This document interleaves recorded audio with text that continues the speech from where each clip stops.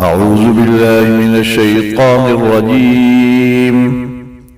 بسم الله الرحمن الرحيم.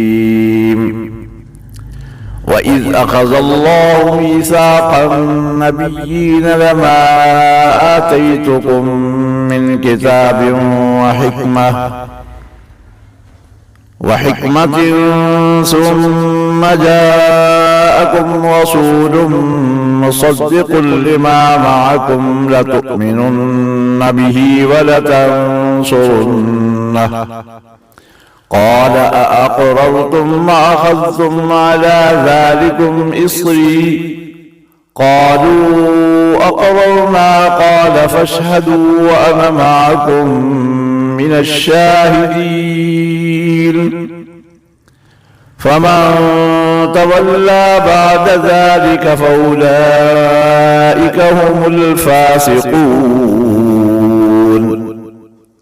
أفغير دين الله يبغون وله أسلم من في السماوات والأرض طوعا وكرها وإليه يرجعون. قل آمنا بالله وما أنزل علينا وما أنزل على إبراهيم وإسماعيل وإسحاق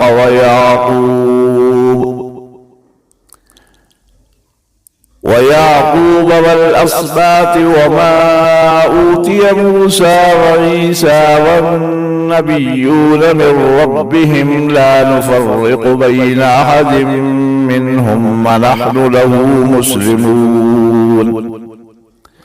ومن يبتغ غير الإسلام دينا فلن يقبل منه وهو في الآخرة من الخاسرين.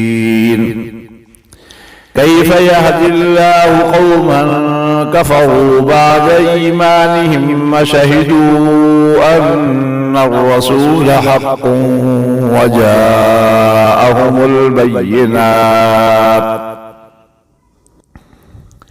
والله لا يهدي القوم الظالمين. أولئك جزاؤهم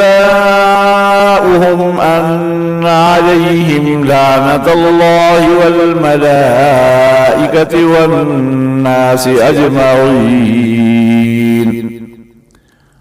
خالدين فيها لا يخفف عنهم العذاب ولا هم ينظرون إلا الذين تابوا من بعد ذلك وأصلحوا فإن الله غفور رحيم. إن الذين كفروا بعد إيمانهم ثم ازدادوا كفرا لن تقبل توبتهم وأولئك هم الضالون.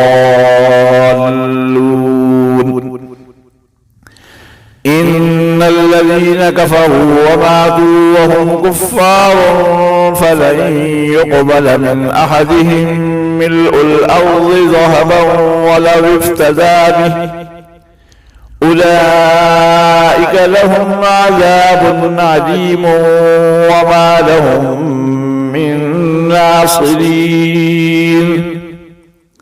صدق الله العظيم.